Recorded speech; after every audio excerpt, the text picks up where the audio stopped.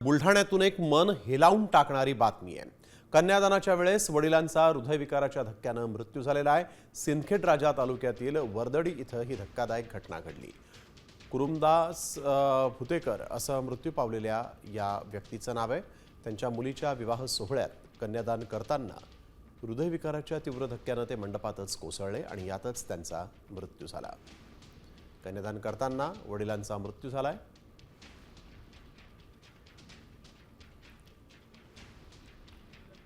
असताना माझे चुलते कुरुमदास भुतेकर यांचं लग्न आटोपल्याच्या नंतर कन्यादान करत असताना त्यांचे तीव्र असं हृदयविकाराच्या झटक्यानं निधन झालं आणि त्यामुळं आमच्या भुतेकर परिवारावर हे दुःखाचा डोंगर कोसळलेला आहे।